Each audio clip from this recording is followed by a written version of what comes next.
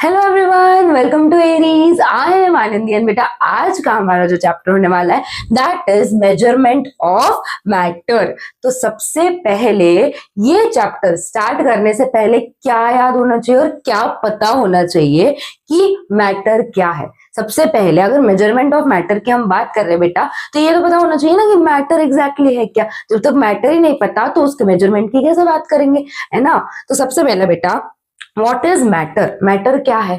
Basic ही आपको पता होगा, बट फिर भी मैं रिवाइज करवा दे रही हूँ क्योंकि वो मेरा फर्ज है कि लेक्चर से पहले आपके सारे बेसिक जो कंसेप्ट है वो क्लियर हो जाए। तो देखो मैटर क्या है, जिनको नहीं पता, जिनको पता है वेल एंड गुड, होशियार हो तुम लोग। जिनको नहीं पता वो सुन लो व्हाट इज मैटर। देखो 3 स्टेट्स ऑफ मैटर होते हैं। कोई भी चीज अगर हम बात करें, एनीथिंग दैट ऑक्यूपाई स्पेस, जगह रोक रही है एंड उसका कुछ मास है, उसी चीज को हम मैटर बोलेंगे। फॉर एग्जाम्पल सॉलिड में भी हो सकता है, solid state, liquid state, gaseous state, कौन सा भी स्टेट में हो सकता है। जैसे सॉलिड स्टेट की अगर बात करें तो ये वॉच है ना, तो इसकी अगर मैंने कहीं रखी तो जगह भी ऑक्यूपाई करेगी, है ना, और उसका कुछ मास भी है, तो वो मैटर है। फॉर एग्जाम्पल लिक्विड स्टेट की अगर बात करें, अगर हम लिक्विड स्टेट की बात करें तो ये क्या है, ये वाटर है ना, इसके अंदर वाटर फिल्ड है, तो ये लिक्विड स्टेट ऑफ मैटर है, ये भी मैटर है। ये सॉलिड स्टेट है, इसके अंदर लिक्विड स्टेट है ना। और गैसियस स्टेट में भी होता है क्या मैटर?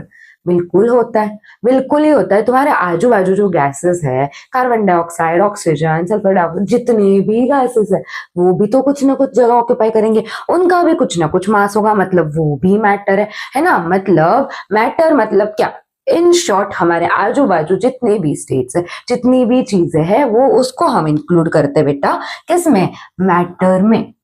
ठीक है, क्लियर बेटा। अभी देखो, अभी क्या क्या पढ़ना है इस चैप्टर में, हमें क्या क्या पढ़ना है भाई इस चैप्टर में, क्या क्या आएगा इस चैप्टर के। ये चैप्टर होने के बाद हमारे कौन से कंसेप्ट क्लियर होने वाले हैं। First, laws of chemical combination. Atom, atom क्या है, एटम का शेप के बारे में डिस्कस करेंगे, मास के बारे में, और वैलेंसी क्या होता है उसके बारे में डिस्कस करेंगे। Next is molecular mass and the concept of mole, मतलब मॉलिक्यूलर मास के बारे में डिस्कस करेंगे, और मोल क्या है वो डिस्कस करेंगे। नेक्स्ट रेडिकल्स, क्या लिखेंगे, क्या देखेंगे कि रेडिकल्स क्या होते हैं। कुछ कुछ नाम सुने होंगे, जैसे एटम सुना होगा, रेडिकल जैसे नाम पहली बार सुन रहे होंगे, तो कोई बात नहीं, यही तो पढ़ना है इस चैप्टर में। ठीक है बेटा, एनर्जी बढ़ाओ, जोश लाओ, ये चैप्टर फुल ऑन धमाल के साथ कंप्लीट करने वाले हैं हम। एंड इसके बाद सारे कंसेप्ट क्लियर हो जाएंगे। जो भी क्वेश्चंस आएंगे स्कूल में या पेपर में कहीं पे भी, वो सारे कंसेप्ट, वो सारे क्वेश्चंस आपके क्लियर हो जाने वाले हैं। सबके आंसर्स आ जाएंगे, यू आ जाएंगे अगर ध्यान दोगे लेक्चर में तो। ठीक है बेटा, हाँ जी, तो स्टार्ट करेंगे। पहला है बेटा डाल्टन्स एटॉमिक थ्योरी। डाल्टन कौन थे भाई, डाल्टन थे बेटा साइंटिस्ट। उन्होंने क्या दिया था, उन्होंने एटॉमिक थ्योरी दी थी, एटम के बारे में बताया था। तो डाल्टन प्रपोज दैट मैटर, जो मैटर है बेटा, क्या बोला था उन्होंने, जो मैटर है is made up of very small particles, is made up of very small particles। उन्हीं पार्टिकल्स को क्या बोला था, उन्हीं पार्टिकल्स को उन्होंने एटम्स बोला था। क्या बोला था, जो भी स्मॉल छोटे छोटे पार्टिकल्स है उनको एटम बोला था। अभी एटम के बारे में उन्होंने क्या बोला था कि एटम क्या है, एटम क्या है बेटा, एटम जो है उन्होंने बोला था, जो एटम है इट कैन नॉट बी सब डिवाइडेड, मतलब उसको हम डिवाइड नहीं कर सकते, फर्दर डिवीजन पॉसिबल नहीं है, सब डिवाइड नहीं कर सकते, ना उसको हम क्रिएट कर सकते हैं, ना बना सकते हैं, और ना मिटा सकते हैं, ना बन सकता है ना मिट सकता है, मतलब it can not be created nor it can be destroyed. उन्होंने क्या बताया था, एटम जो है उसको सब डिवाइड नहीं कर सकते, ना ही क्रिएट कर सकते हैं, और ना ही डिस्ट्रॉय कर सकते हैं, ये बोला था हमारे मिस्टर डाल्टन ने। ठीक है, अभी देखो next is formation of compound. Compound क्या है, कंपाउंड कैसे फॉर्म होंगे। तो सपोज ए और बी है ना, ये रिएक्ट करके बनाते हैं सी। ए और बी रिएक्ट करके क्या बनाएंगे, सी प्लस डी भी हो सकता है, कुछ भी हो सकता है। तो जब रिएक्टेंट्स, ये साइड वाले जो है इनको हम क्या बोलते हैं बेटा, इनको हम रिएक्टेंट्स बोलते हैं, इनको हम क्या बोलते हैं, रिएक्टेंट्स बोलते हैं। इनको हम बोलते हैं प्रोडक्ट्स, यहाँ पे जो बनेंगे ये प्रोडक्ट्स होंगे, यहाँ पे रिएक्टेंट्स होंगे। तो जब रिएक्टेंट्स रिएक्ट करेंगे, केमिकल रिएक्शन होगी, और उसका जो आउटकम या फिर वो जो बनाएंगे उनको हम क्या बोलेंगे, प्रोडक्ट्स बोलेंगे। तो वो जो रिएक्शन होगी बेटा, तो compounds are form by chemical reaction, है ना। केमिकल रिएक्शन हो रही है किसकी, ऑफ डिफरेंट एलिमेंट्स। ये अलग अलग एलिमेंट्स जब रिएक्ट करेंगे, अलग अलग एलिमेंट्स जब रिएक्ट करेंगे, उनमें जब रिएक्शन होगी तो क्या मिलेगा हमें, हमें मिलेगा एक कंपाउंड। ठीक है बेटा। Next, law of conservation of मास। क्या है ये लॉ ऑफ कंजर्वेशन ऑफ मास? जहां जहां आपको इस प्रकार के, जहां जहां आपको इस प्रकार के कुछ डिब्बे दिख जाए तो याद रखना है कि आनंद मैम ने बोला है कि ये चीज लर्न करनी है। इसका मतलब क्या होता है कि ये चीज जो है बेटा वो आपकी लर्न होनी चाहिए एकदम बाय हार्ट। ठीक है, जहां डेफिनेशंस होंगी, जहां इंपॉर्टेंट चीजें होंगी, नोट डाउन करनी होगी, वो सारी चीजें आपको लर्न करनी ही करनी है। कैसे लर्न करनी है, मतलब रट्टा लगानी है? जी नहीं, नो नो नो, रट्टा नहीं लगाना है। रट्टा क्यों लगाओ भाई, समझा दे रही हूँ ना मैं, समझ जाएगा तो अपने आप लर्न हो जाएगा, रट्टा लगाने की जरूरत ही नहीं है। देखो, लॉ ऑफ कंजर्वेशन ऑफ मास क्या था? The law of conservation of mass states that in a chemical reaction, किसकी बात हो रही है भाई, केमिकल रिएक्शन की बात हो रही है। In a chemical reaction, mass is neither created nor destroyed। मतलब जब भी कोई केमिकल रिएक्शन होगी तभी मास क्रिएट भी नहीं कर सकते और मास को डिस्ट्रॉय भी नहीं कर सकते। हमने एग्जांपल लिया था A+B, ये एक केमिकल रिएक्शन हो रही है, तो मास बेटा जितना रिएक्टेंट्स का मास होगा, या फिर मान लो C+D है ना, तो जितना रिएक्टेंट्स का मास होगा इन टोटल, उतना ही मास होगा अपने प्रोडक्ट्स का। तो मतलब ये जो रिएक्टेंट्स का मास है वो किसके इक्वल होगा, प्रोडक्ट्स के इक्वल होगा, प्रोडक्ट्स के मास के इक्वल होगा। क्लियर है क्या? जो रिएक्टेंट्स का मास होगा बेटा किसके इक्वल होगा, प्रोडक्ट्स के मास के इक्वल होगा। तो देखो यहां पे लिखते हैं द टोटल मास, मतलब इन दोनों का मिला के जितना मास होगा, the total mass of the reactant is equal to the total mass of the products. Example भी दिया हुआ है, एग्जाम्पल की मदद से समझो अगर अभी भी थोड़ा थोड़ा कंफ्यूजन में हो तो। देखो, कार्बन एटम जब कोल होता है, कोल से होता है, कोयला होता है, उसको हम जब बर्न करते हैं तो कोल किससे बना होता है, कार्बन के एटम से। कोल किससे बना होगा बेटा, कार्बन के एटम से। तो जो कार्बन एटम है किसमें, कोल में, जब हम बर्न करेंगे तो कन्वर्ट होगा कार्बन डाइऑक्साइड में। जब हम बर्न करेंगे तब किसमें कन्वर्ट होगा, it will get converted into carbon dioxide. तो ये जो कार्बन है और कार्बन डाइऑक्साइड है उनका मास अलग अलग होगा क्या, उनका मास अलग अलग होगा क्या? नो, नहीं, नेवर, उनका मास अलग अलग नहीं हो। उनका मास मतलब कि जो रिएक्टेंट्स में मिला है मास और जो प्रोडक्ट्स में है मास, उसकी बात हो रही है। टोटल मास जो रिएक्टेंट का है और टोटल मास जो प्रोडक्ट का है उसकी बात हो रही है, तो वो अलग होगा क्या? नहीं। तो कार्बन एटम, जो कार्बन एटम है बेटा वो चेंज हो रहा है फ्रॉम सॉलिड फॉर्म, है ना। कार्बन कौन सा फॉर्म में है, सॉलिड के फॉर्म में है। किसमें चेंज हो रहा है, गैसियस फॉर्म में चेंज हो रहा है to a gas, but its mass does not change, but mass change नहीं होगा। ठीक है, क्लियर है क्या? ये क्लियर है क्या है law of conservation of mass? Basic कि मास जो होता है, mass it can not be created nor be destroyed. Mass को हम क्रिएट भी नहीं कर सकते और डिस्ट्रॉय भी नहीं कर सकते। एंड जो मास, जब हमारी रिएक्शन होगी, मास ऑफ जो रिएक्टेंट्स होगा it will be equal to the mass of the products, मतलब total mass of reactants would be equal to the total mass of products. ये कंसेप्ट बिल्कुल क्लियर है। अब आगे बढ़ेंगे मैम, देखो क्या है लॉ ऑफ कांस्टेंट प्रोपोर्शन। क्या है दूसरा law, law of constant proportion. किसने बताया था ये लॉ? J.L. प्रूस्ट ने इन 1794 में। क्या बोलता है ये लॉ? लॉ क्या स्टेट करता है?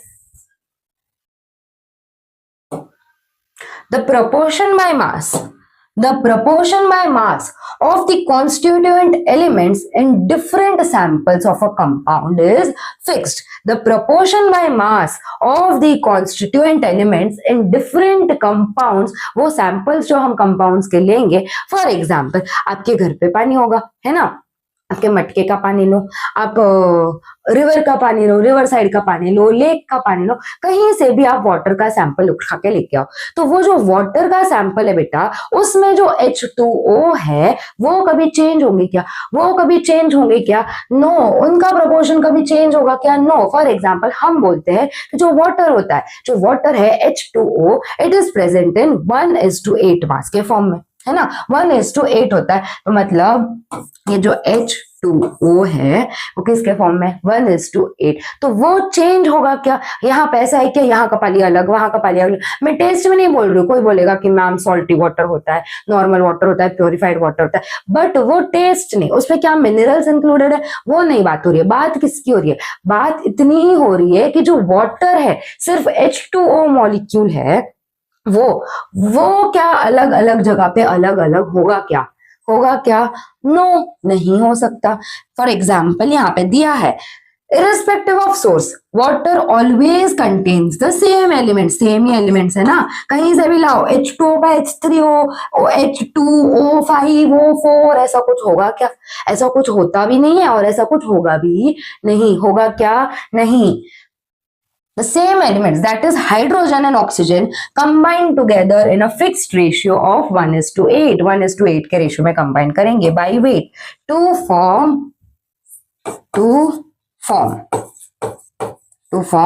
H2O।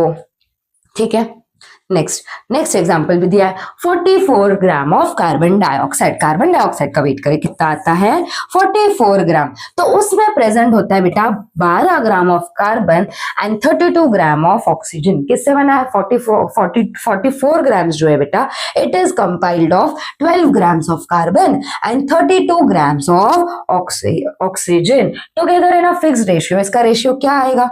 जो CO2 है, C है 12, है ना, प्लस ऑक्सीजन है 16 into 2, तो 12 प्लस 32 इक्वल्स टू 44 ग्राम्स आता है। ठीक है, 44 ग्राम्स आता है। तो इसका हम रेशियो निकालेंगे कि C:O का, तो कितना आएगा? तो कितना आएगा? 12:32, है ना, तो वो आता है 3:8। ओके, रेशो निकालना तो आता होगा यार, बेसिक मैथ्स है, बेसिक मैथ्स है, ये कंसेप्ट सो क्लियर होने चाहिए कि इतना बेसिक कैसे करना है। फिर ये नहीं आएगा तो कैलकुलेशन कैसे करेंगे? हमारे इसमें न्यूमेरिकल्स भी है। न्यूमेरिकल्स हाँ बहुत सिंपल है। न्यूमेरिकल्स में कोई ऐसे लंबी चौड़ी मेथड्स, कोई तामझाम नहीं करना, सिंपल से फॉर्मूलाज यूज करने, ऐसे न्यूमेरिकल सॉल्व हो जाएंगे।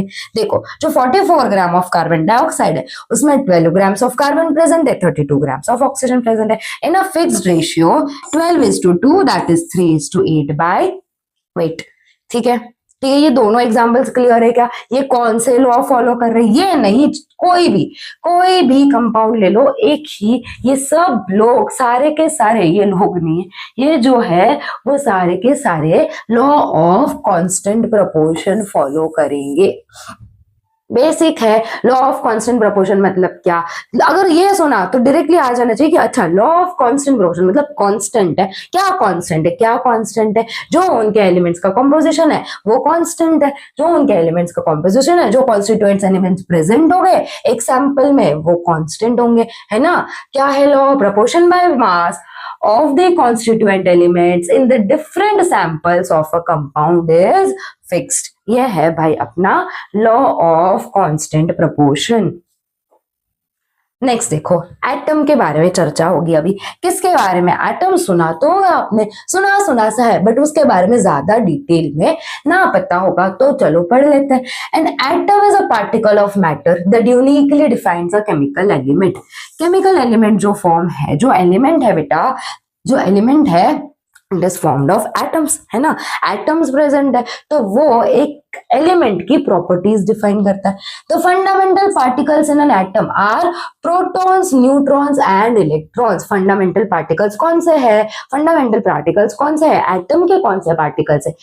P फॉर प्रोटॉन्स, प्रोटॉन्स होते हैं पॉजिटिवली चार्ज, इलेक्ट्रॉन्स होते हैं बेटा नेगेटिवली चार्ज, और न्यूट्रॉन्स होते हैं बेटा न्यूट्रल। तो ये याद रखना है, जो प्रोटॉन्स है P for proton, P for positive charge, तो प्रोटॉन्स होंगे positively charge, E for electron, और इलेक्ट्रॉन होंगे नेगेटिव चार्ज। अभी E फॉर इलेक्ट्रॉन और E फॉर इलेक्ट्रिकली न्यूट्रल में कंफ्यूज नहीं होना है ना। न्यूट्रल वाला इजी है, देखो प्रोटॉन PP याद रखिए, प्रोटॉन से P, प्रोटॉन से पॉजिटिव चार्ज, न्यूट्रॉन जो है न्यूट्रॉन न्यूट्रल है ना, न्यूट्रॉन न्यूट्रल। तो बच्चा क्या, नेगेटिव चार्ज किसका है, इलेक्ट्रॉन का। तो जो इलेक्ट्रॉन है बेटा वो नेगेटिवली चार्ज है। ये तीनों याद रखना है कि जो प्रोटॉन से कौन सा चार्ज है, न्यूट्रॉन्स पे कौन सा चार्ज है, न्यूट्रॉन्स तो न्यूट्रल है, और जो इलेक्ट्रॉन्स है उनमें कौन सा चार्ज है, ये यहाँ पे दे दिया है। The size of an atom is determined by its radius. Size of an atom बेटा होगी वो उसके रेडियस से पता करेंगे हम कि एटम की साइज क्या है। कोई भी एटम की साइज अगर हमें पता करनी है तो कैसे पता करेंगे, with the help of it radius. तो अभी रेडियस कहां से कहां तक का रेडियस मानेंगे कि ये यहां से यहां तक हम इसमें एटम में रेडियस मान सकते हैं। तो रेडियस जो है बेटा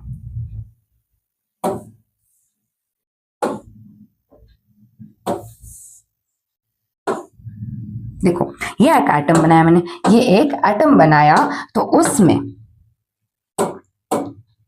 उसमें ये है न्यूक्लियस, ये तो पता होगा ये पार्ट्स, ये क्या है, ये है बेटा अपना न्यूक्लियस। एटम में जो इनर मोस्ट ये है न्यूक्लियस। न्यूक्लियस के बाहर ये जो है 1 2 3 ये जो भी होंगे उसको हम या तो ऑर्बिट्स बोलेंगे या तो शेल्स बोलेंगे। ये क्या है, शेल या फिर ऑर्बिट, ये क्या है, शेल्स बोलते हैं या ऑर्बिट बोलते हैं। तो जो रेडियस होगा कैसे कैलकुलेट करेंगे, रेडियस कैसे कैलकुलेट करेंगे, रेडियस मतलब यहां से लेके यहां तक, ये क्या होगा, ये रेडियस है ना, पढ़े हो रेडियस क्या है, डायमीटर क्या है। तो रेडियस कहां से कैलकुलेट करेंगे, उसके न्यूक्लियस से लेके आउटर मोस्ट शेल जो होगा that would be the radius, और वही होगी एटॉमिक साइज। देखो, the size of an atom is determined by its radius. The atomic radius of an isolated atom is the distance between the nucleus से लेके उसके outer most orbit तक का distance। ये बाहर वाला ऑर्बिट है, ये बाहर वाला ऑर्बिट है।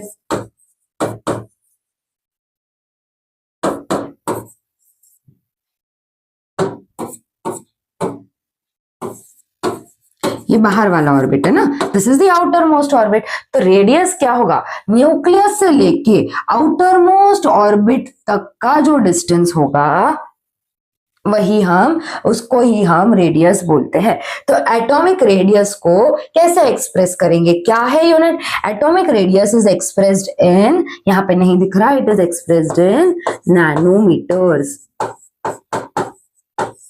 इट इज एक्सप्रेस्ड इन बेटा क्या, नैनोमीटर्स। ये पॉइंट्स क्लियर है, what is atomic radius, atom किससे बना हुआ है, प्रोटॉन्स न्यूट्रॉन्स एंड इलेक्ट्रॉन से बना हुआ है।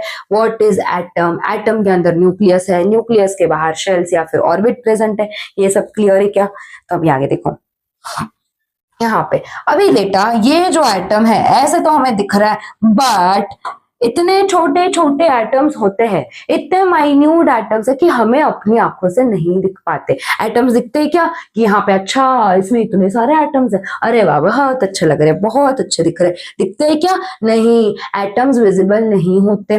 तो कैसे दिखेंगे, हमें देख के पता तो चला होगा कि अच्छा एटम्स ऐसे दिखते हैं। तो उसके लिए इंस्ट्रूमेंट्स लगेंगे, कौन से, माइक्रोस्कोप। अगर एग्जाम में सिर्फ इतना लिख के आ गए कि माइक्रोस्कोप से एटम्स दिखेंगे, गलत है। माइक्रोस्कोप बहुत टाइप के होते हैं, क्या सिंपल माइक्रोस्कोप से दिखेंगे, क्या कंपाउंड माइक्रोस्कोप से दिखेंगे, नो, उनसे नहीं दिखेंगे। तो फिर कौन से माइक्रोस्कोप से दिखेंगे, 3 माइक्रोस्कोप है, एक इलेक्ट्रॉन माइक्रोस्कोप है, एक फील्ड आयन माइक्रोस्कोप है एंड एक स्कैनिंग टनलिंग माइक्रोस्कोप है।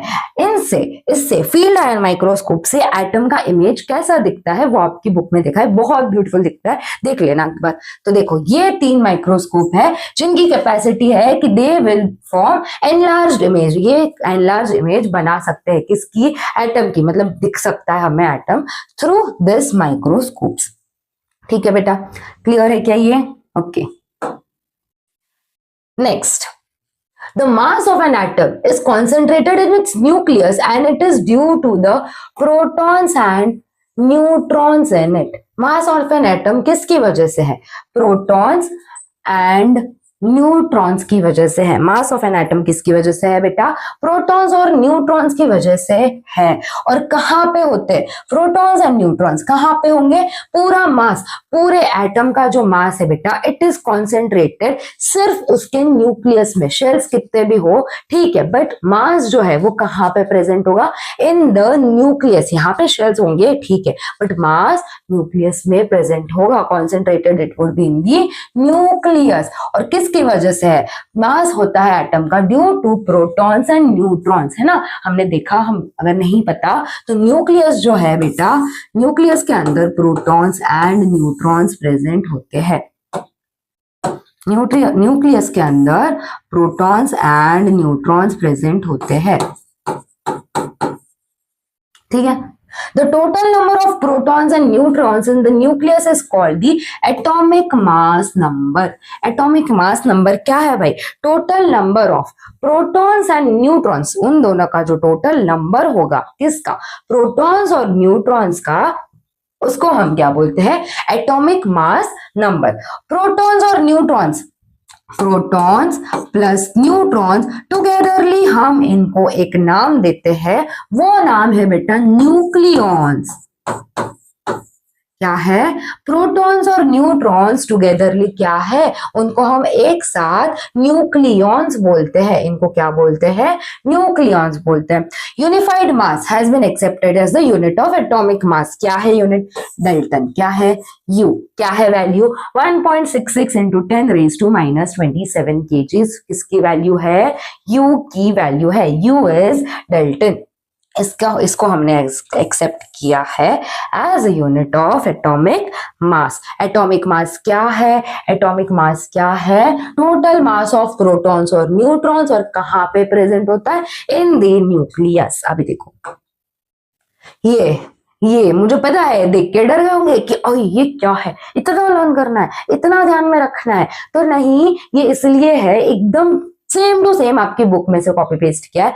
क्यों? क्योंकि वो देख के बुक में भी घबरा जाते हो कि इतना बड़ा पैराग्राफ, ये क्या दिया, कुछ भी समझ में नहीं आ रहा है, उसमें कंफ्यूजन हो जाता है। जिसमें कंफ्यूज होने की जरूरत नहीं है, सिर्फ ये साइज, इसकी लेंथ देख के कि इतना सारा है, यही देख के कंफ्यूज हो जाओगे। इसलिए मैंने same to same exact word है। किसके बारे में है? रिलेटिव एटॉमिक मास के बारे में है। तो relative mass of an atom क्या है, उसके बारे में है ये। Relative mass of an atom क्या है? देखो, जो एटम है बहुत छोटा पार्टिकल है, वेरी टाइनी, छोटो सा पार्टिकल है, भाई पता है, ये तो हमने पढ़ रखा है। Then how do we determine its mass? उसका मास डिटरमाइन करना बेटा मुश्किल हो गया था। साइंटिस्ट, ये ऐसे इसके फॉर्म में सुनो, स्टोरी के फॉर्म में सुनो। किसके फॉर्म में सुनोगे? स्टोरी के फॉर्म में सुनो। तो उसका मास डिटरमाइन करना बेटा मुश्किल हो गया था। साइंटिस्ट के लिए भी बहुत परेशानी हो गई थी। Scientist to face this question कि अरे भाई, हम मास कैसे डिटरमाइन करेंगे? It was not possible for scientist of the 19th century to measure atomic mass accurately। मतलब कि एटॉमिक मास एक्यूरेटली अच्छे से मेजर करना 19th सेंचुरी में जो साइंटिस्ट थे उनके लिए डिफिकल्ट हो गया था, पॉसिबल ही नहीं था।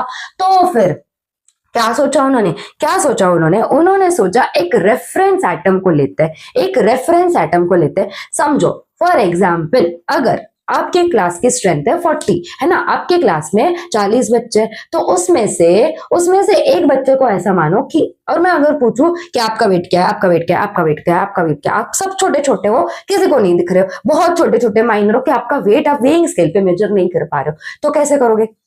तो हमने कंसिडर किया एक रेफरेंस एटम। कौन होगा रेफरेंस एटम? आपकी क्लास में जिसका वेट सबसे कम है, बेचारा जो सबसे दुबला पतला है, उसको हमने माना पहले रेफरेंस एटम। तो मतलब अगर ये है, अगर इसको हमने रेफरेंस एटम माना, तो उसके कंपैरिजन में मैम बड़ी ही गंदी ड्राइंग है आपकी। कोई बात नहीं बेटा, तुम्हें समझाने के लिए क्या क्या करना पड़ता है। देखो, इसका मास कितना होगा, उसके कंपैरिजन में इसका मास कितना होगा, उसके कंपैरिजन में इसका मास कितना होगा, तो इसकी क्या होगी? 2 है भाई, ठीक है। देखो ये एक रेफरेंस एटम माना हमने, इसको क्या माना, ये एक रेफरेंस एटम है, तो उसके कंपैरिजन में इसका मास कितना होगा, इसका मास कितना होगा, इसका मास कितना होगा। तो यही था रेफरेंस एटम का काम। तो स्टार्टिंग में माना था हाइड्रोजन को reference atom, because that was सबसे लाइटेस्ट था बेचारा, सबसे हल्का फुल्का एलिमेंट था, उसके एटम को हमने as a reference atom choose किया था। तो किसकी जरूरत पड़ी भाई, रेफरेंस एटम की। अ reference atom was required for expressing the relative mass of an atom. क्या रिलेटिव मास एटम, एक एटम का रिलेटिव मास एक्सप्रेस करने के लिए हमें चाहिए था एक रेफरेंस एटम। तो reference atom was required for expressing the relative mass of an atom. The hydrogen atom being the lightest, hydrogen atom सबसे हल्का फुल्का था, was initially chosen as the reference atom. Starting में हाइड्रोजन एटम को as a reference atom choose किया गया था। The relative mass of hydrogen atom has only one proton. क्या है रिलेटिव मास, रिलेटिव मास क्या है, it has only one proton in its nucleus, was accepted as 1. Therefore, the magnitude of the relative atomic mass of various atoms became equal to their atomic mass number. है ना, atomic mass number क्या था, proton plus neutron. Proton plus neutron क्या है भाई, atomic mass है। तो जो मैग्नीट्यूड था रिलेटिव एटॉमिक मास का वो किससे इक्वल हो गया, to the atomic mass number. फिर अभी देखो कि कैसे हाइड्रोजन को यूज किया। Let us see how to express the relative mass of nitrogen atom having accepted the relative atomic mass of hydrogen as 1. Atomic mass of hydrogen क्या accept किया था, 1। तो ये रिलेटिव मास इस केस में, इसके कंपैरिजन में ये रेफरेंस है, तो ये रेफरेंस है, इसके कंपैरिजन में इसका रिलेटिव मास, इसका। तो सेम वे में नाइट्रोजन का, सेम वे में सबसे पहले बात करते हैं नाइट्रोजन की। The mass of one nitrogen is 14 times, है ना। अगर मैं बोलूं इसका है 1, इसका है 14, तो मास of one nitrogen was 14 times that of hydrogen. ये अपना रेफरेंस एटम है भाई, हाइड्रोजन एटम। तो अगर हम नाइट्रोजन की बात करें तो नाइट्रोजन एटम का जो मास है it is 14 times that of the hydrogen atom, ठीक है। Therefore, the relative mass of nitrogen atom is 14, तो उसका relative mass हो गया 14. This is how relative atomic masses of various elements were determined. ऐसे ही हमने बहुत सारे elements का relative atomic masses determine किए। But फिर आ गई दिक्कत, कुछ अच्छा चल रहा होता है लाइफ में, कुछ ना कुछ तो आ ही जाता है ना, कुछ ना कुछ प्रॉब्लम आ ही जाती है। मैम कितना भी पढ़ाई करने बैठ जाए, मूड कितना भी बना के बैठे कि आज तो पढ़ाई करनी है, बट कुछ ना कुछ तो ऐसा आ ही जाता है कि जिससे पढ़ाई ना हो पाती, फिर कुछ ना कुछ डिस्ट्रैक्शन हो ही जाता है। तो वैसे ही यहाँ पे इतना कुछ अच्छे से सब स्मूथली चल रहा था, प्रॉब्लम आ गई। क्या प्रॉब्लम आ गई कि मास जो थे फ्रैक्शनल फॉर्म में आने लग गए, ए बाई बी के फॉर्म में आने लग गए, तो ये तो एक्सेप्टेड नहीं था भाई। On this scale the relative atomic mass of many elements came out to be fractional. Relative atomic mass क्या आने लगे, फ्रैक्शनल आने लग गए। उसके बाद क्या, उसके बाद वापस ट्रायल एंड एरर शुरू हो गए। ठीक है, इसको नहीं, हाइड्रोजन को नहीं, तो किसी और को रेफरेंस एटम बनाएंगे, किसी और को। बट कुछ वर्क नहीं किया। फाइनली देखो कुछ वर्क नहीं किया था। This is how the relative atomic mass was calculated, but फिर फ्रैक्शनल आ गए। Therefore in the course of time some other atoms were chosen as reference atoms. दूसरे अलग अलग एटम्स को as a reference atom choose किया गया, but कुछ वर्क नहीं किया। Then finally after a time मिल गया कौन, रेफरेंस एटम को। इसको बना लिया कार्बन को। किसको, कार्बन को। इन 1961 carbon atom was selected as the reference atom. Finally इतनी जो मेहनत थी, कुछ नहीं समझ में आ रहा था, इसको बनाए, बट फाइनली कार्बन एटम को बना लिया as a reference atom. It was selected as a reference atom in 1961. In this scale अभी देखो कार्बन एटम से कैसे, in this scale the relative mass of carbon atom was accepted as 12। Relative mass क्या accept किया था, as 12। The relative atomic mass of one hydrogen atom compare to the carbon atom becomes 12 into 1/12, है ना। एक hydrogen atom का relative mass देखिए तो क्या बनेगा, 12 into 1/12। तो ये कैंसिल हो गया, देयरफॉर दैट इट इज 1। क्या मिला 1. The mass of 1 proton and 1 neutron on the scale of relative atomic masses is approximately 1 proton and 1 neutron का mass on the scale of relative atomic masses वो कितना है, it is 1. अभी doubt है क्या इसमें, अभी डाउट है क्या, अभी नहीं होने चाहिए यार, इतना प्यारा समझा दिया, अभी डाउट नहीं होने चाहिए, अभी है क्या कोई डाउट, नहीं ना, क्लियर है ना कि क्या क्या किया था, सब क्लियर है मैम, अभी क्लियर है हमें, अब हम आगे बढ़ सकते हैं. हाँ जी बेटा, आपकी परमिशन मिल गई, आगे बढ़ सकते हैं. Atomic size, what is atomic size, क्या है भाई एटॉमिक, क्या है atomic size. Atomic size depends upon the number of electron orbits in the atom. किस पे डिपेंड करेगी atomic size, on the number of electron orbits. एक इलेक्ट्रॉन में कितने ऑर्बिट है उस पे डिपेंड करेगी क्या, एटॉमिक साइज.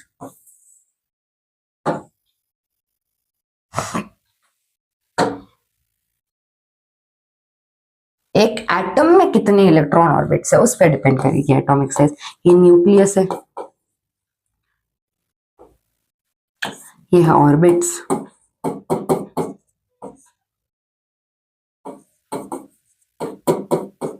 क्या है ये सारे के एल एम एन शेल्स बोल लो, ऑर्बिट्स बोल लो, एक ही बात है. ठीक है, तो देखो यहाँ पे ध्यान दो, एक एटम है, एक एटम है ए, एक एटम है बी, इसके इलेक्ट्रॉन ऑर्बिट्स है बेटा, इसके इलेक्ट्रॉन ऑर्बिट्स है मान लो 2, है ना, इसके इलेक्ट्रॉन ऑर्बिट्स है 2, इसके इलेक्ट्रॉन ऑर्बिट्स है 3, इसके पास 2 ऑर्बिट्स है, इसके पास 3 ऑर्बिट्स है.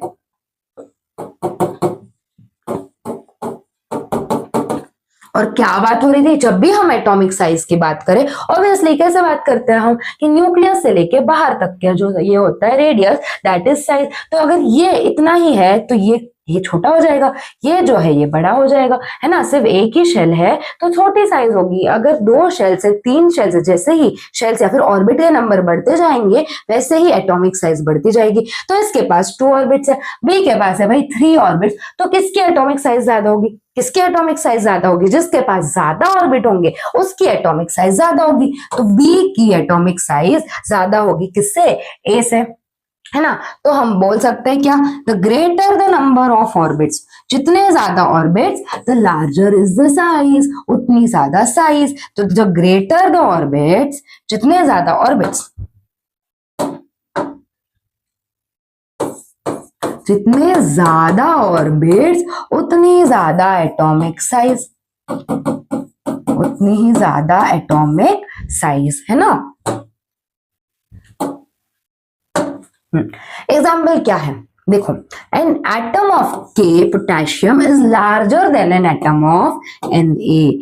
Atom of K is larger than an atom of N A. अभी हम देखेंगे क्यों, कितने ऑर्बिट से कैसे पता चलेगा, विद द हेल्प ऑफ बेटा इलेक्ट्रॉनिक कॉन्फ़िगरेशन. इलेक्ट्रॉनिक कॉन्फ़िगरेशन से हमें पता चल जाता है कि कितने ऑर्बिट्स है, इलेक्ट्रॉन कैसे डिवाइड करते हैं वो हम देखेंगे, इलेक्ट्रॉनिक कॉन्फ़िगरेशन कैसे निकालना है वो देख सकते हैं. ठीक है, देख सकते हैं, देखना है हमें. एन एटम ऑफ के, तो पोटेशियम का जो एटम है बेटा उसके पास ज्यादा ऑर्बिट्स है और it is larger than atom of N A. But अगर एक चीज आ जाए कि भाई इसके पास भी 2 ऑर्बिट्स है और एक एटम आ गया जिसके पास भी 2 ऑर्बिट्स है, तो क्या, तो क्या, क्या, confusion confusion confusion, no confusion no confusion. अगर 1 से 2 जैसे ऑर्बिट्स आ गए, ए और बी में ऑर्बिट सेम है तो क्या होगा, तो क्या होगा बेटा, उसके हम इलेक्ट्रॉन्स देखेंगे, आउटर मोस्ट शेल में उसके हम क्या देखेंगे, कितने इलेक्ट्रॉन्स प्रेजेंट है वो देखेंगे. देखो ये न्यूक्लियस है, ठीक है, ये फर्स्ट ऑर्बिट, ये सेकंड ऑर्बिट, ये थर्ड ऑर्बिट, इसके पास भी न्यूक्लियस है, first orbit, second orbit, third orbit. ठीक है, ये ऑर्बिट्स, ये वाईफाई वाला सिग्नल नहीं है, वाईफाई वाला सिग्नल नहीं है. देखो ये देखो, इसके पास भी 3 है, इसके पास भी 3 ऑर्बिट्स है, तो इसके पास आउटर ऑर्बिट में सपोज मानो कि 2, ये बेटा पूरा आएगा, ऐसा नहीं होता, ऐसा होगा, बट इतना टाइम वेस्ट ना हो आपका, मैं ड्राइंग करूं उसमें टाइम जाएगा, तो उससे अच्छा ये बना दिया मैंने. इसके पास 2 इलेक्ट्रॉन से बाहर के ऑर्बिट में, इसके पास 1 2 एंड 3 इलेक्ट्रॉन है बाहर के ऑर्बिट में, तो ये ए है, ये बी है. अब बताओ, अब बताओ कि किसकी साइज ज्यादा होगी, किसकी साइज ज्यादा होगी, किसकी साइज ज्यादा होगी?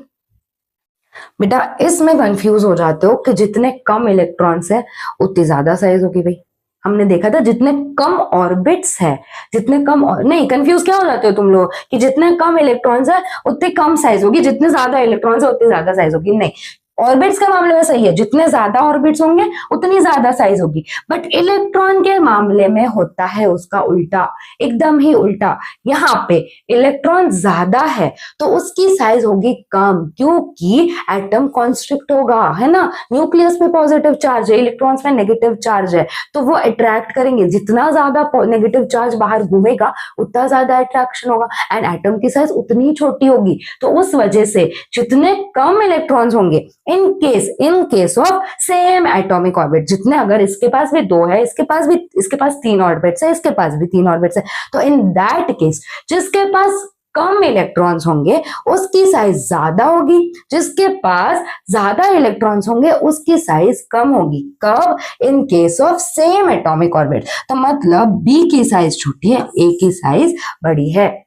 पढ़ लेते हैं। If two atoms have the same outermost orbit, then the atom having the larger number of electrons in the outermost shell is smaller, है ना। जितने ज्यादा इलेक्ट्रॉन्स होंगे वो एटम छोटा होगा than the one having fewer electrons in the outermost orbit। Clear है भाई?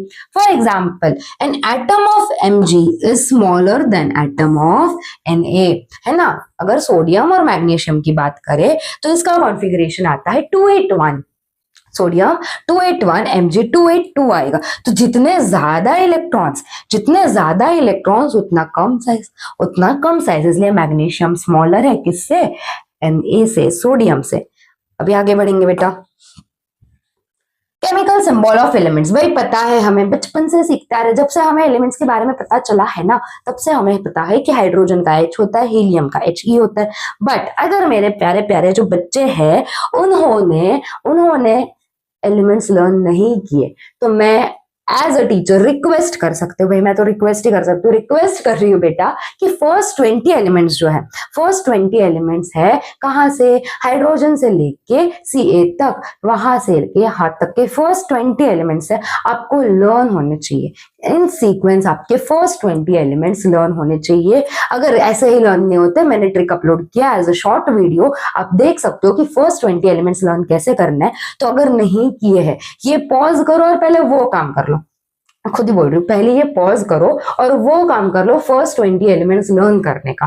That is the most important. जब आप 8, 9, 10th में होते हो तब ज्यादा, ऐसे तो नहीं बोल रही हूँ कि पूरा का पूरा पीरियोडिक टेबल लर्न करो, जितना उतना रिक्वायर्ड नहीं है, बट रिक्वायर्ड कितना है? फर्स्ट 20 एलिमेंट्स आर रिक्वायर्ड, तो वो आपके लर्न होने चाहिए। ठीक है, तो वो जो एलिमेंट्स है बेटा उनको बार बार HYDROGEN हाइड्रोजन, HELIUM हीलियम ऐसे लिखने से बेटर हमने उनको सिंबल्स दिया। हमने नहीं, IUPAC ने। किसने? IUPAC ने कुछ सिंबल, स्पेसिफाइड सिंबल है कि वो वैसे ही रहेंगे। हाइड्रोजन को H ही बोलेंगे, HY नहीं बोलते, हाइड्रोजन H से ही रिप्रेजेंट करेंगे। तो वो सिंबल्स है बेटा। क्या है symbols? the abbreviation of the name of element is either the first letter or the first and second, या फिर another specific letter in its name। इसको क्या बोलते हैं? symbol of an element बोलेंगे। Today, आज की डेट में today कहा थे, हाँ, we use the symbols determined by IUPAC। क्या है IUPAC? International union of pure and applied chemistry. इन्होंने सिंबल्स दिए, इन्होंने सिंबल्स डिटरमाइन किए हैं और वही सिंबल आज की डेट में यूज होते हैं। फॉर एग्जाम्पल हाइड्रोजन को हम H से लिखते हैं, जिसके सिंबल्स उसके फर्स्ट लेटर्स है, ये देखो hydrogen first carbon C, nitrogen N, जिसके हमने फर्स्ट टू लेटर्स है, calcium Ca, aluminium Al, helium He। फिर बारी आती है जिसका फर्स्ट और third letter as a symbol consider किया है, जैसे cadmium Cd, magnesium Mg, chlorine Cl, है ना। तो ये फर्स्ट एलिमेंट, फर्स्ट लेटर, ये फर्स्ट एंड सेकेंड लेटर वाले हैं, और ये फर्स्ट और थर्ड लेटर जिनका एज अ सिंबल कंसिडर किया गया है। तो इसमें कुछ ज्यादा ऐसे समझने वाली बात तो है नहीं, ये तो अंडरस्टैंडेबल है भाई। तो चलो आगे बढ़ेंगे। Next is molecule. What is a molecule? क्या है molecule? A molecule is made up of two or more atoms of same element और डिफरेंट एलिमेंट्स, या तो सेम एलिमेंट्स या तो डिफरेंट एलिमेंट्स, किसके क्या बनाएंगे, साथ में मिलके बनाएंगे मॉलिक्यूल। तो मॉलिक्यूल क्या है, it is made up of two atoms या टू से ज्यादा एटम्स, टू और मोर atoms of the same element, एक ही जैसे एलिमेंट के और डिफरेंट एलिमेंट्स, या फिर अलग अलग एलिमेंट्स भी हो सकते हैं। तो वो जब कंबाइन करेंगे तो हमें मिलेगा क्या, हमें मिलेगा molecule. Some elements are in a monoatomic molecular state. For example, helium, neon. जब भी देखोगे He ही मिलेगा, Ne मिलेगा, तो ये monoatomic state में होंगे. While some are in polyatomic molecular state. For example, oxygen O2 के फॉर्म में, नाइट्रोजन N2 के फॉर्म में देखने मिलेगा. तो या तो monoatomic हो सकता है या तो polyatomic, poly मतलब दो से ज्यादा, polyatomic form में हो सकता है। When atoms of different elements combine with each other, the molecules of compounds are formed.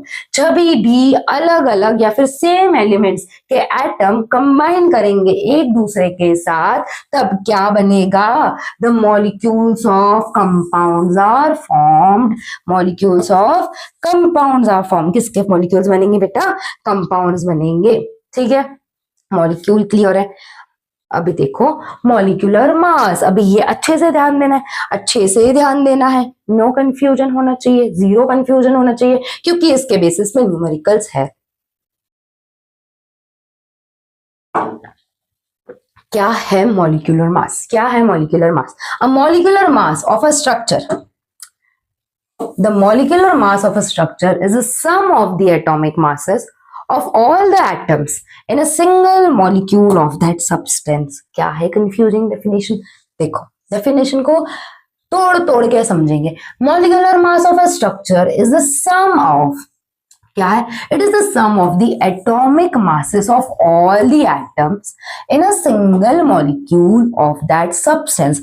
कोई molecule है, कोई एक मॉलिक्यूल है, उसके एटम्स के अलग अलग मासेस होंगे, तो वो जो अलग अलग मासेस है उनका सम, मतलब उनका जब एडिशन करेंगे उसका जो सम होगा, that would be your molecular mass.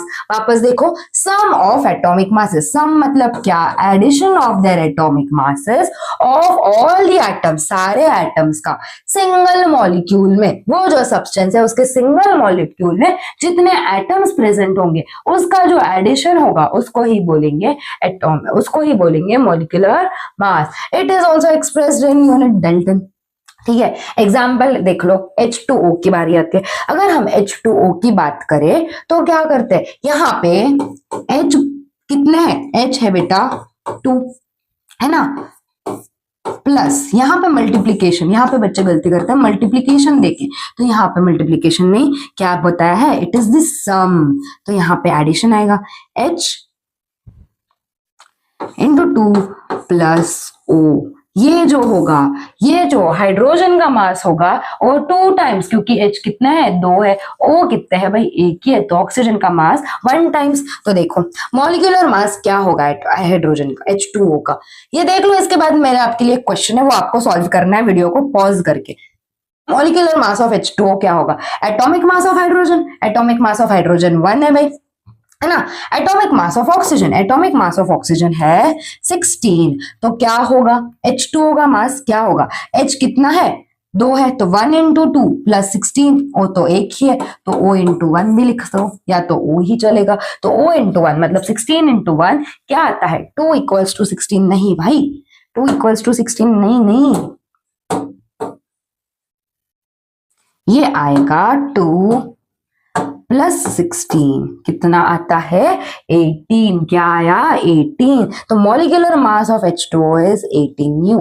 Clear है क्या, अगर क्लियर है, अगर क्लियर है तो आओ फिर ये क्वेश्चन सॉल्व करके दिखाओ मुझे, आओ और ये करके दिखाओ, ये करके दिखाओ भाई, क्लियर है ना, तो ये करके दिखाओ बेटा। वीडियो को पॉज करो, वीडियो को करना है पॉज और करना है ये क्वेश्चन सॉल्व, वीडियो को करना है पॉज और करना है ये question solve.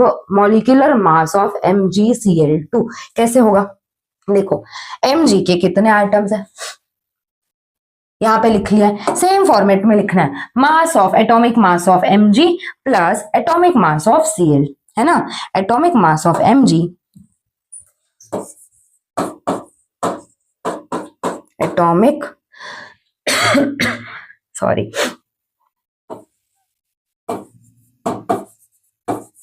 atomic mass of mg and atomic mass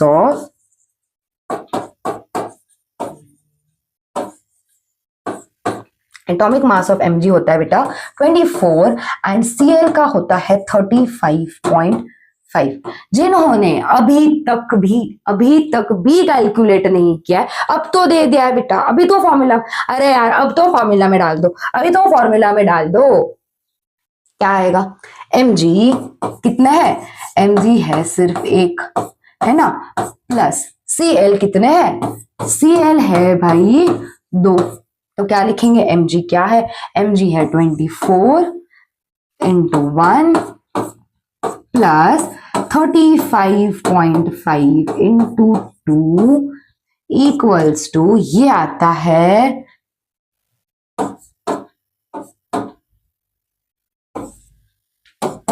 plus 24, ये आता है 24 प्लस 71, क्या आएगा 95, क्या आया। और ये जो 95 है सिर्फ अकेला एक लौता 95 नहीं लिखना है, ये यूनिट भूलना नहीं है, यहाँ पे यूनिट दिया है, ये यूनिट यूज करना है, क्या है 95U। ठीक है, क्लियर है क्या बेटा, सिंपल सा इजी पीजी क्वेश्चन था, किसी का भी मॉलिक्यूलर मास निकाल सकते हो, बस उनके एटॉमिक मास पता होने चाहिए। इसका एटॉमिक मास है 24, क्लोरीन का है 35.5, मैग्नीशियम को 1 से मल्टीप्लाई किया, क्लोरीन को 2 से मल्टीप्लाई किया क्योंकि 2 थे यहाँ पे, 24 इंटू 1 24, 35.5, ये 5 लग रहा है ना, कंफ्यूज नहीं होगा ना, मैं हमने 36 लिख दिया, 35.5, क्या है ये 35.5 मल्टीप्लाइड बाई 2, ये आता है 71, ये 24 एंड इट इज 95। यस, अभी आगे देखो मोल क्या है। मोल क्या है बेटा, मोल वो क्वांटिटी है, it is that quantity of a substance whose mass in grams, जिसका मास किस यूनिट दिया है, किस यूनिट में दिया है, इन grams, is equal in magnitude to the molecular mass of that substance. It is equal in magnitude to the molecular mass of that substance in Dalton's, unit है भाई। मोल वो क्वांटिटी है, मास को मेजर तो करना है, वो क्वांटिटी तो देखनी है, तो mole is that quantity of a substance whose mass in grams, अगर ग्राम्स में है तो ही कंसीडर करना है, whose mass in grams is equal to the magnitude of molecular masses. Molecular masses हमने फाइंड करना देख लिया, किसके मैग्नीट्यूड से इक्वल है, मॉलिक्यूलर मासेस के इक्वल है। तो the molecular mass of oxygen जितना है, कितना है 32, है ना, ऑक्सीजन का मॉलिक्यूलर मास 16 इंटू 2 क्या आएगा 32, तो ऑक्सीजन का मॉलिक्यूलर मास 62 होगा। तो किसको किस वे में रीड करना है, देखो 32 gram of oxygen makes 1 mole of oxygen या फिर are present in 1 mole of oxygen. Same way में अगर वाटर की बात करें तो 18 grams of water make 1 mole of water, 18 grams of water will make 1 mole of water। ठीक है,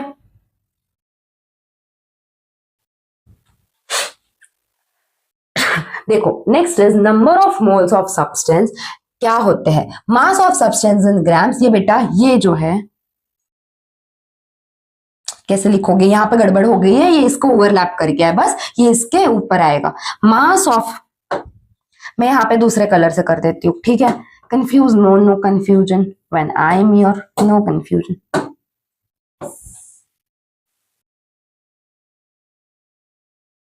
ठीक है, ये है फॉर्मूला, क्या है फॉर्मूला, ये कट नहीं है, ये कट नहीं है, ये फॉर्मूला है। मास नंबर ऑफ मोल्स कैसे कैलकुलेट करेंगे, कैलकुलेट करने हैं, कैसे कैलकुलेट करेंगे, ये इंपॉर्टेंट है, ये फॉर्मूला याद करना है। नंबर ऑफ मोल्स क्या है बेटा, नंबर ऑफ मोल्स एन से रिप्रेजेंट करते हैं, mass of substance in grams. Sorry, mass of substance in grams, grams में मास ऑफ सब्सटेंस लिया, and molecular mass of that substance, mass of substance in grams and molecular mass of that substance, क्या होगा ये, it would be equal to be the number of moles of a substance. देखो Avogadro's number क्या है, इनकी मदद से एक क्वेश्चन करना है, तो ये सारी चीजें याद रखनी है। एवोगाड्रो नंबर क्या है, द नंबर ऑफ मॉलिक्यूल्स, किसकी बात हो रही है, molecules, the number of molecules in 1 mole of any substance is constant, है ना, 1 मोल ऑफ सब्सटेंस, कोई भी सब्सटेंस का अगर 1 मोल लिया, 1 मोल लिया, तो उसमें जितने मॉलिक्यूल्स होंगे, जो भी नंबर ऑफ मॉलिक्यूल्स होगा बेटा, वो कांस्टेंट रहेगा, मतलब वो सेम रहेगा।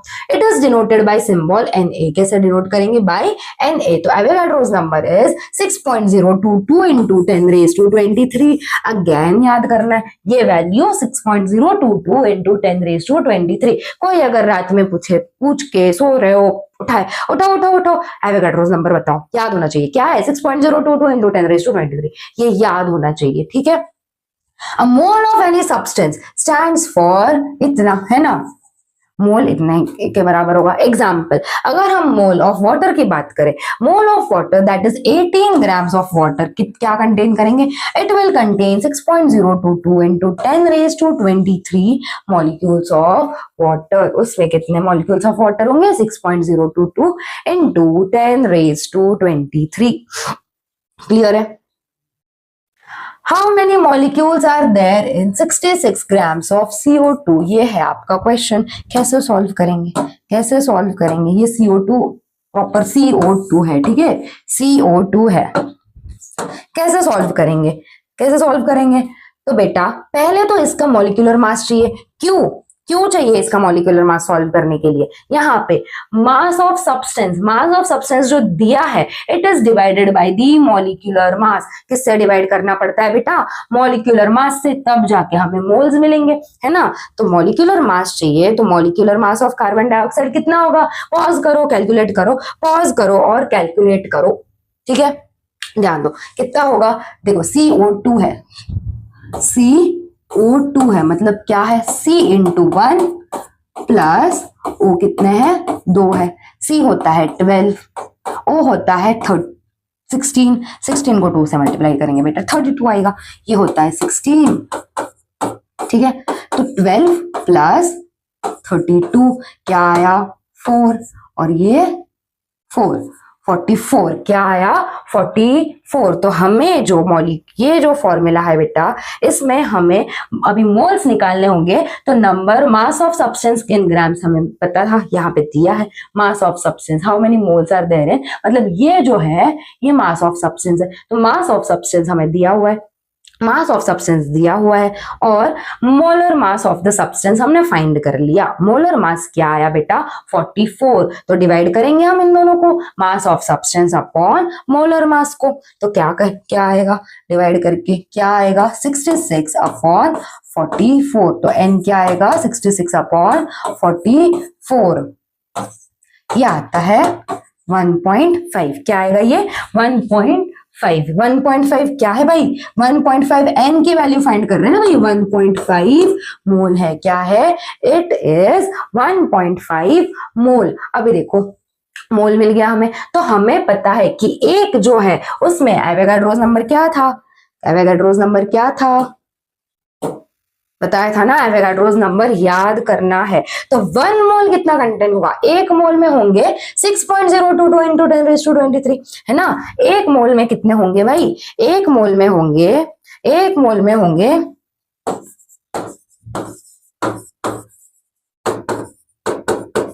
कितने, 6.022 into 10 raised to 23 मॉलिक्यूल, है ना। 6.022 into 10 raised to 23 मॉलिक्यूल्स होंगे, किसमें, 1 मोल की अगर हम बात करें, बट हमारे पास है 1.5 मोल, तो 1.5 मोल क्या होगा, 1.5 एक की बात हो रही है, 6.022 है, 1.5 की बात करेंगे तो अच्छे से लिख दो, इन 1.5 मोल कितने हो गए, 1.5 into 6.022 into 10⁻23। कैलकुलेट करना है, कैलकुलेट करना है। करो, मेरे साथ साथ मैं भी कर रही हूँ, आप भी करो।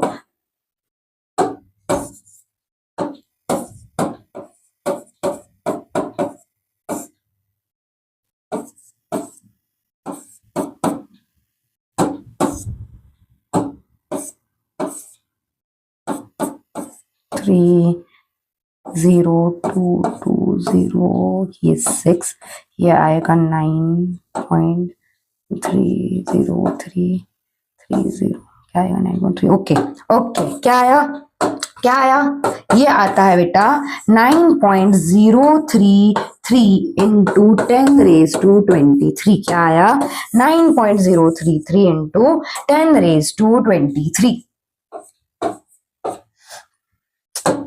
मैम बड़ा गंदा कर देते हो आप बोर्ड को। तुम्हारी कितनी ऐसे शिकायतें होती होगी ना बेटा टीचर से कि मैम आप ये कर देते हो, मैम वो कर देते हो, है ना।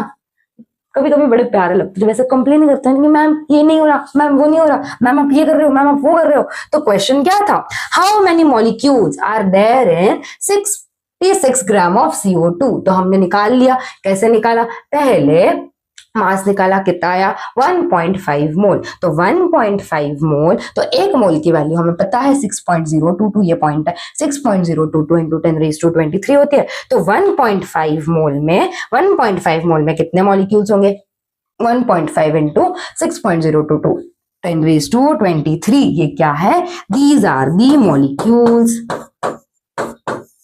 हमने क्या फाइंड कर दिया, मॉलिक्यूल्स।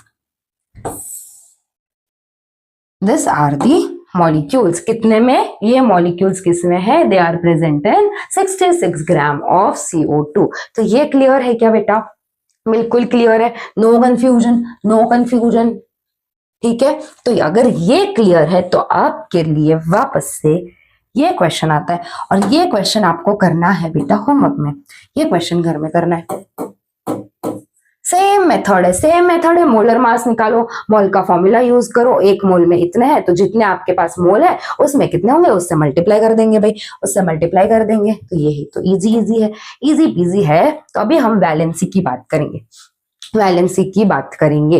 क्या होती है वैलेंसी, वैलेंसी बेसिकली बेटा कंबाइनिंग कैपेसिटी होती है। It is basically the combining capacity of an element, the capacity of an element to combine is called its valency. कोई भी एलिमेंट की कंबाइनिंग कैपेसिटी, उसको हम बेटा वैलेंसी बोलेंगे। The valency of an element is indicated by a specific number. कैसे specific number, एक valency specific number, वो देखेंगे वैलेंसी। फॉर एग्जाम्पल यहाँ पे देखो, यहाँ पे देखो, एक कोई भी इलेक्ट्रॉनिक कॉन्फ़िगरेशन ले लो, कोई भी इलेक्ट्रॉनिक कॉन्फ़िगरेशन ले लो 281 और एक ले लो 287। ठीक है, ये दो इलेक्ट्रॉनिक कॉन्फ़िगरेशन है मेरे पास।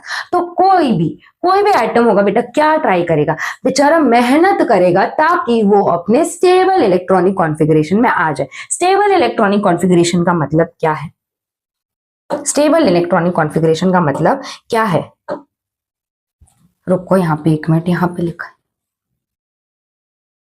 है। Okay, stable electronic outermost configuration का मतलब क्या है, देखो अगर हम हीलियम की बात करें, या तो आउटरमोस्ट शेल में ड्यूप्लेट फॉर्म होना चाहिए। जो आउटरमोस्ट शेल होता है बेटा, जो एटम का आउटरमोस्ट शेल है, या तो उसमें 2 इलेक्ट्रॉन्स प्रेजेंट होने चाहिए। मतलब इन केस ऑफ हीलियम अगर हम बात करें तो 2 इलेक्ट्रॉन प्रेजेंट होने चाहिए, तो वो स्टेबल है। बट बाकी एलिमेंट्स के केस में 8 इलेक्ट्रॉन्स प्रेजेंट होने चाहिए। 8 इलेक्ट्रॉन्स कहाँ पे प्रेजेंट होने चाहिए, अगर उसको स्टेबल होना है तो उसके आउटर मोस्ट शेल में 8 इलेक्ट्रॉन प्रेजेंट होने चाहिए। इसको ही हम बोलते हैं कि इसको ऑक्टेट कंप्लीट करना होगा। क्या कंप्लीट करना होता है, ऑक्टेट कंप्लीट करना होता है। तो बेटा जो भी एटम है वो क्या ट्राई करेगा कि उसके आउटर मोस्ट शेल जो है उसमें 8 इलेक्ट्रॉन्स हो जाए। कैसे ना तैसे 8 इलेक्ट्रॉन हो जाए, उसके लिए it is ready to sacrifice anything. तो क्या करेगा, फर्स्ट है तो इसके 8 चाहिए, इसको 8 इलेक्ट्रॉन करवाने हमारे आउटर मोस्ट शेल में। तो ये क्या करेगा, ये 7 इलेक्ट्रॉन्स लेने के बजाय, 7 इलेक्ट्रॉन्स लेने की मेहनत करने के बजाय बोलेगा एक काम करो, ये ले लो भाई, ये ले लो, ये किसी और को ये 1 इलेक्ट्रॉन डोनेट कर देगा। तो बच्चे कितने, बच्चे 2 और 8, है ना। अभी इसकी बात करें, अगर हम इस एटम की बात करें तो इसके आउटर मोस्ट शेल में है 7 इलेक्ट्रॉन्स, है ना। कितने हैं, 7 इलेक्ट्रॉन्स प्रेजेंट है। तो ये देने की मेहनत करने के बजाय क्या करेगा, भाई आने दो आने दो, एक इलेक्ट्रॉन को आने दो, एक इलेक्ट्रॉन को जरा इधर पास करना और ये 1 इलेक्ट्रॉन ले लेगा। तो इसका कॉन्फ़िगरेशन हो जाएगा 2 8 और 8, ठीक है। तो मतलब कि ये जो है, ये जो क्या कर रहे हैं, शेयर कर रहे हैं इलेक्ट्रॉन्स को, या तो इलेक्ट्रॉन्स गेन कर रहे हैं या तो लूज कर रहे हैं इलेक्ट्रॉन्स, या तो इलेक्ट्रॉन्स गेन कर रहे हैं। तो इसकी वैलेंसी होती है बेटा 1, इसकी वैलेंसी होगी, इसकी वैलेंसी कितनी होगी 1, इसकी भी वैलेंसी कितनी होगी 1, क्योंकि एलिमेंट्स इलेक्ट्रॉन्स कितने लिए, एक ही लिया, एक ही इलेक्ट्रॉन लिया। देखो, the number of electrons that an element gives और टेक्स, या जितने एलिमेंट्स दे रहा है या जितने एलिमेंट ले रहा है, to make the outer most orbit stable, outer most orbit को स्टेबल करने के लिए, that determines the valency of that element, उसी को हम बोलेंगे वैलेंसी ऑफ एन एलिमेंट। यहाँ पे देखो, यहाँ पे एग्जाम्पल दिया है, सोडियम Na, इलेक्ट्रॉनिक कॉन्फ़िगरेशन है बेटा 281। तो ये क्या करेगा, जल्दी जल्दी बताओ, जल्दी जल्दी बताओ, ये क्या करेगा, एक इलेक्ट्रॉन को लूज करेगा, मतलब 1 इलेक्ट्रॉन लूज किया। 1 इलेक्ट्रॉन लूज करने के बाद उसका कॉन्फ़िगरेशन बन जाता है 28। हाँ, नाउ आई एम सेटिस्फाइड, 28 है भाई, आई एम स्टेबल, तुम्हें जो करना है कर लो। अभी वो 1 इलेक्ट्रॉन लेगा कौन, Cl, क्लोरीन। तो ये बन जाता है बेटा सोडियम आयन, उस पर चार्ज लगता है 1+, जितने इलेक्ट्रॉन लूज होंगे उतना चार्ज उस पर लगेगा। बट कौन सा, लूज करने पे, इलेक्ट्रॉन्स जब लूज करते हैं तो लगता है पॉजिटिव चार्ज, और इलेक्ट्रॉन जब गेन करते हैं कोई एटम्स, उन पे लगता है नेगेटिव चार्ज, ठीक है। पॉजिटिव चार्ज लगेगा या फिर नेगेटिव चार्ज लगेगा। तो इसने 1 इलेक्ट्रॉन लूज किया, तो हम -1 ऐसे रिप्रेजेंट करेंगे कि एक इलेक्ट्रॉन लूज हुआ है भाई। तो सोडियम आयन जो है, सोडियम बन गया सोडियम आयन, एक इलेक्ट्रॉन लूज करके तो 1 लगा, है ना। अभी देखो क्लोरीन, तो ये 1 इलेक्ट्रॉन अगर क्लोरीन ले लेता है तो ये 1 इलेक्ट्रॉन उसने गेन किया, तो क्लोराइड आयन बना, गेन करने पे लग रहा है नेगेटिव चार्ज, तो Cl- बना। तो इसने लूज किया तो इसका कॉन्फ़िगरेशन 28 बन गया, इसने गेन कर लिया तो 287 जो था वो बन गया 28 और 8, ठीक है। तो क्या बना, Na पॉजिटिव बना, Cl नेगेटिव बना, वो दोनों मिलकर क्या बनाए, सोडियम क्लोराइड, NaCl बन गया। क्या बन गया, NaCl बन गया, ठीक है बेटा, क्लियर है। देखो अभी देखो, कैटायंस और एनायंस, अभी जो हमने देखा, अभी Na+ और Cl- मैंने देखा, वही तो है कैटायंस और anions. Positively charge ions, sodium ion जो था पॉजिटिव चार्ज था, तो वो है अपना कैटायन। पॉजिटिवली चार्ज आयंस होंगे वो होंगे अपने कैटायंस, नेगेटिवली चार्ज आयंस वो होंगे अपने एनायंस। पॉजिटिवली चार्ज क्या, कैटायंस, नेगेटिवली चार्ज क्या, एनायंस। तो Mg पे 2+ है तो ये क्या हो गया, कैटायन, और Cl- है तो माइनस हो गया भाई एनायन। क्लियर है, MgCl2 में Mg2+ कैटायन है और Cl- एनायन है। क्लियर है, नेगेटिव चार्ज है तो एनायन होगा, पॉजिटिव चार्ज है तो कैटायन होगा। वैलेंस इलेक्ट्रॉन्स, भाई जो वैलेंस शेल में प्रेजेंट होते हैं, क्या है वैलेंस शेल, वैलेंस शेल है आउटर मोस्ट शेल। तो जो इलेक्ट्रॉन्स आउटर मोस्ट शेल में प्रेजेंट होंगे उनको ही हम वैलेंस इलेक्ट्रॉन्स बोलते हैं। द इलेक्ट्रॉन्स, अगर डेफिनेशन आ गई, मैम ने डिब्बा बना दिया था, डेफिनेशन आ गई तो याद होनी चाहिए और डेफिनेशन लर्न करके ही जाना है। ये जो डिब्बे है, अगेन एंड अगेन रिपीटिंग, डिब्बे है, डिब्बे स्किप नहीं करने।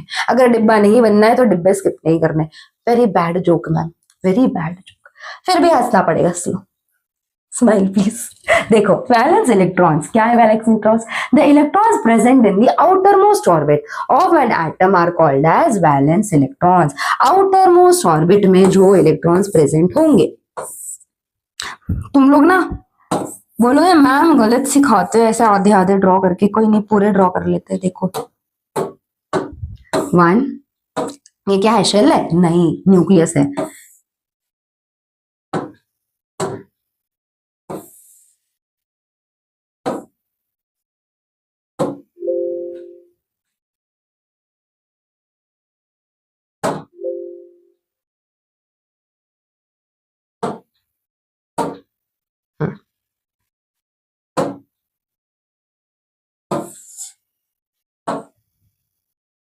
देखो देखो यहाँ पे देखो, the electrons present in the outermost orbit of an atom are called as valence electrons. अगर मैं बताऊं कि यहाँ पे भाई प्रेजेंट है, यहाँ पे प्रेजेंट है 1 2 3 4, 4 इलेक्ट्रॉन्स प्रेजेंट है इसके आउटर मोस्ट शेल में, तो वैलेंस इलेक्ट्रॉन्स कितने हैं इसमें? तो वैलेंस इलेक्ट्रॉन्स कितने हैं? Valence electrons is equal to 4। कितने हैं? 4। मतलब बेसिकली क्या कहने का मतलब है, जो आउटर मोस्ट शेल है, जो आउटर मोस्ट ऑर्बिट है, उसमें जितने इलेक्ट्रॉन्स प्रेजेंट होंगे वही होंगे अपने वैलेंस इलेक्ट्रॉन्स। ठीक है, नेक्स्ट देखो, अभी ये सब हमने पढ़ लिया है, ये सब हमने पढ़ लिया है, तो अभी बताओ कि ये चार्ट में क्या आंसर्स आएंगे। थोड़े थोड़े मैं बता देती हूँ, बाकी के मिलेंगे आपको होमवर्क में। देखो, हाइड्रोजन है, फर्स्ट एलिमेंट है ना, है ना, हाइड्रोजन फर्स्ट एलिमेंट है ना। हाँ, तो हाइड्रोजन है, एटॉमिक नंबर क्या है? 1। इलेक्ट्रॉनिक कॉन्फ़िगरेशन क्या आएगी? कुछ भी नहीं है, 1 ही आएगी। वैलेंस इलेक्ट्रॉन एक ही है, तो बाहर का एक ही शेल है बेचारे के पास, तो वैलेंस इलेक्ट्रॉन 1 आएगी, और वैलेंसी भी आएगी 1, वैलेंसी भी 1 आएगी। अगर हम लिथियम की बात करें तो मैंने बताया था कि लर्न करना है फर्स्ट हाइड्रोजन, फिर हीलियम, फिर लिथियम, तो एटॉमिक नंबर है बेटा इसका 3।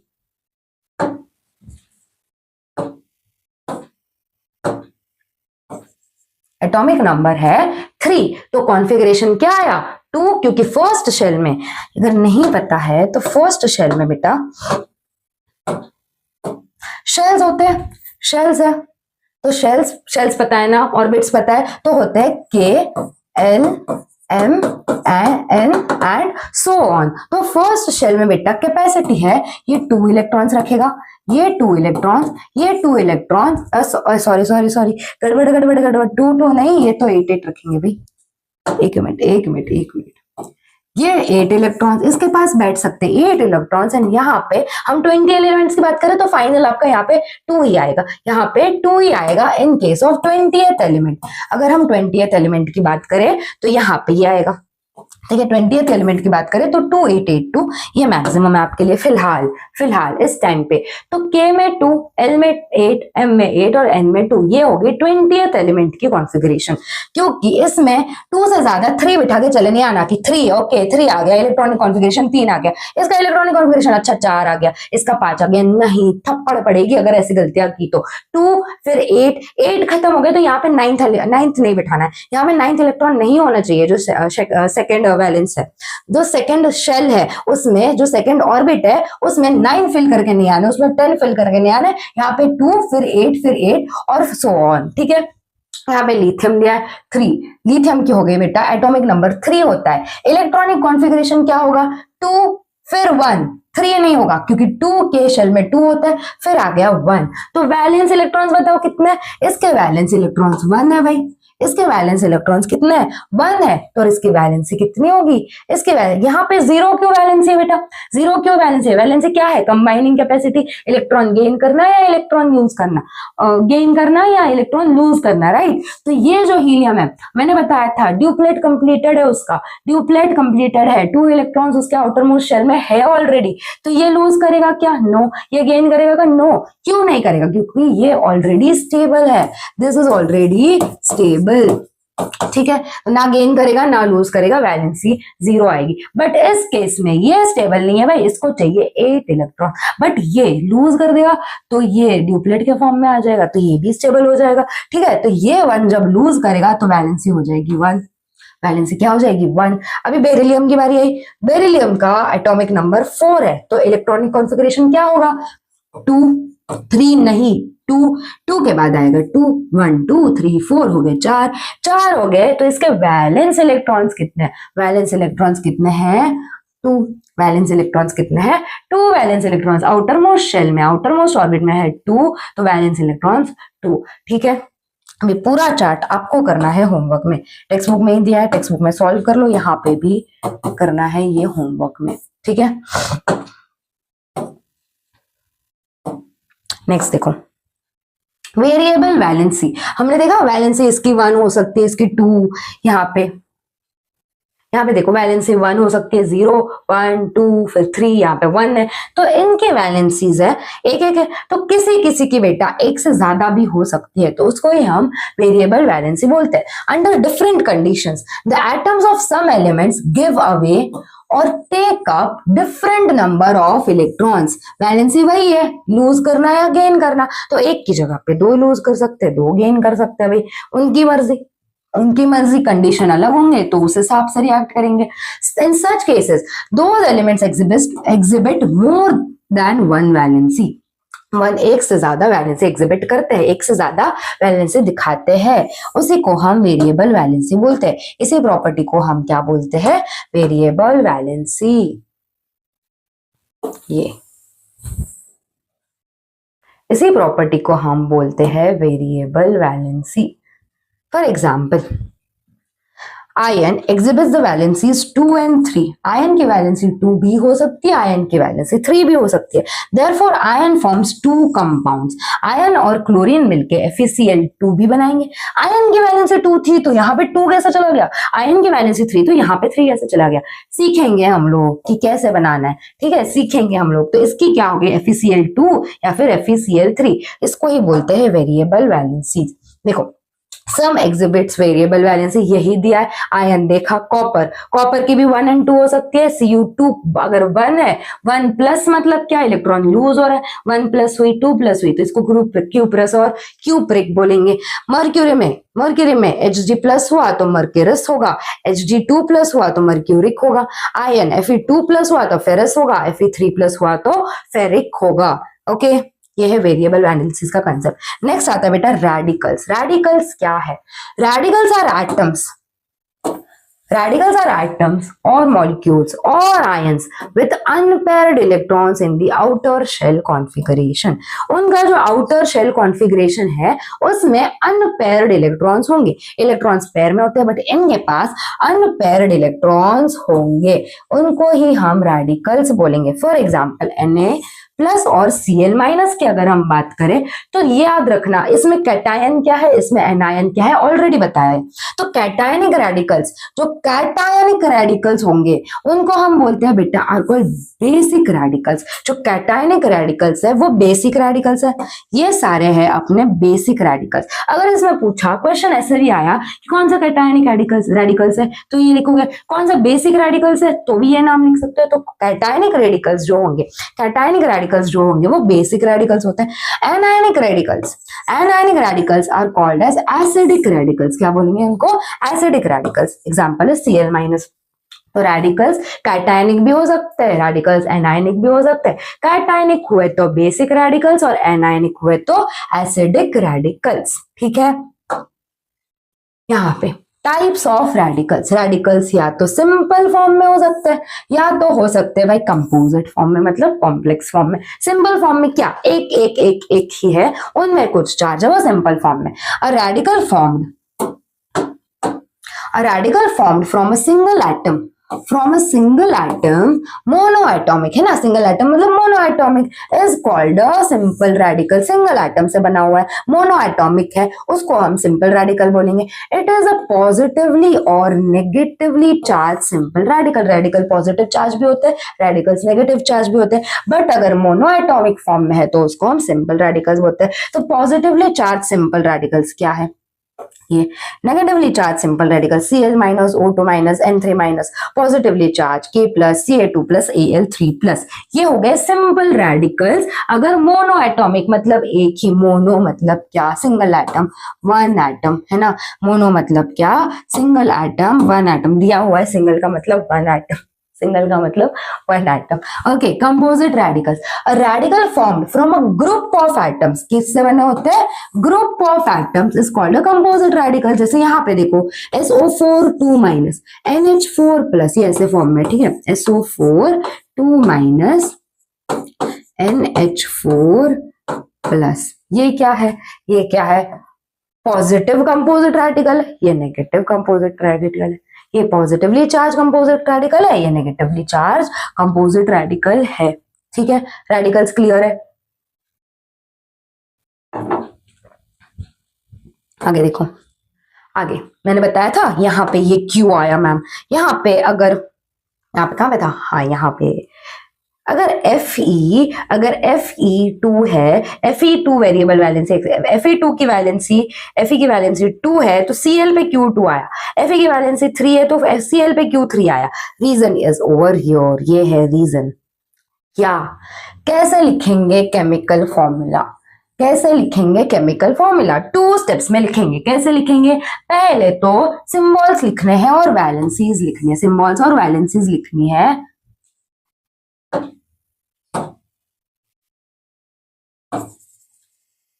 सिंबल्स एंड वैलेंसीज लिखनी है of sodium and sulphate. Sodium sulphate की बात हो रही है तो सिंबल लिखो, सोडियम का 1, सल्फेट SO2, SO4 का 2, ठीक है। तो पहले सिंबल्स लिख दिए, वैलेंसी लिख दिए। अब क्या करना है भाई, अब तो कुछ भी नहीं करना, अब इनको सिर्फ इंटरचेंज करना है। 1 आ जाएगा इसके पास, 2 जाएगा इसके पास, ये बन जाएगा Na2 और 1 इसके पास गया, फर्क नहीं पड़ता, 1 है तो SO4 ही रहेगा। तो एक्सचेंज किया मतलब क्रॉस मल्टीप्लाई किया हमने वैलेंसीज को, ये उनकी वैलेंसीज है, वैलेंसीज को किया क्रॉस मल्टीप्लाई, हमारे पास फॉर्मूला आया Na और ये उधर गया तो 2 SO4, ये इधर जा रहा है, क्या फर्क पड़ता है, 4 into 1 वही रहने वाला, SO4 Na2 SO4, क्या फॉर्मूला बन गया, sodium sulphate. Therefore the chemical formula of sodium sulfate is Na2SO4। Okay, ये समझ में आ गया। FeCl2 क्यों था, FeCl3 क्यों था, आया अब समझ में, आया अब समझ में, बत्ती जली दिमाग की, चली क्या, बिल्कुल समझ में आ गया मैम, अभी तो बिल्कुल समझ में आ गया, समझ में आ गया होगा। तो ये जो प्यारे प्यारे, ये जो क्यूटी पटूटी की प्यारा प्यारा एनिमल है वो आपके लिए आया है क्या, होमवर्क क्वेश्चंस, होमवर्क क्वेश्चंस।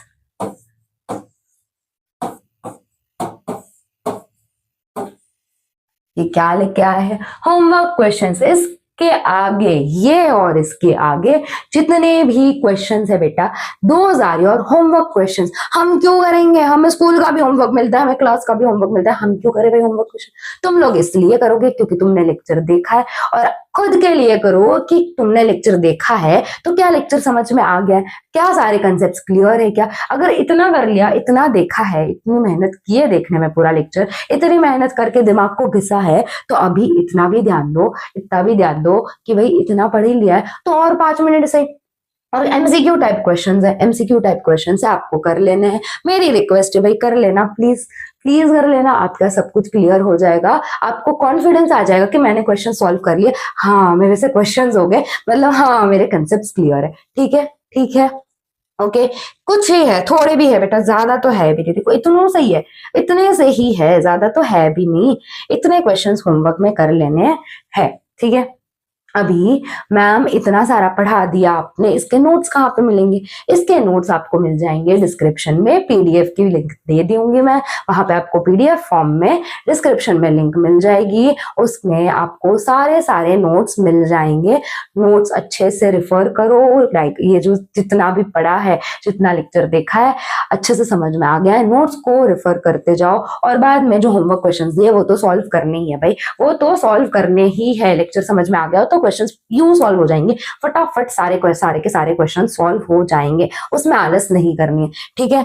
जिन्होंने नोट्स लिखे हैं, मैं हमेशा बोलती हूँ नोट्स लिखते जाओ खुद से, खुद के हाथों से बेटा, अगर नोट्स लिखोगे ना तो आपके लिए बेटर है, वो मेरे लिए नहीं, आपके लिए बेटर है। क्यों? क्योंकि जब एग्जाम आएगी ना तो आपने क्या लिखा है, पीडीएफ रेफर कर, वो तो मैं दे ही दूंगी आपको, पीडीएफ फ्री में नीचे डाउनलोड लिंक मिल जाएगी आपको, कोई दिक्कत नहीं है उसकी। बट अगर खुद से लिख रहे हो ना, आपके लिए बेटर है, आपकी हैंडराइटिंग आपको याद रहती है कि हाँ अच्छा मैंने ये पेज पे, ये कॉर्नर पे ये लिखा था, अच्छा यहाँ पे इसका फॉर्मूला लिखा था, अच्छा ये Na होता है, हाँ सारी चीजें आपको आपके हैंडराइटिंग में याद आएगी। फिर भी मैम हमें टाइम नहीं मिलता, बहुत होमवर्क है, बहुत दिक्कत है हमारे लाइफ में, बिल्कुल टाइम नहीं है, हम बड़े बिजी है, तो कोई बात नहीं, मैं आपको लिंक प्रोवाइड कर दूंगी, वहां से डाउनलोड कर लेना, वहां से रेफर कर लेना, ठीक है। आई होप लेक्चर समझ में आ गया होगा, एंड यस पढ़ते रहो, keep studying and bye bye.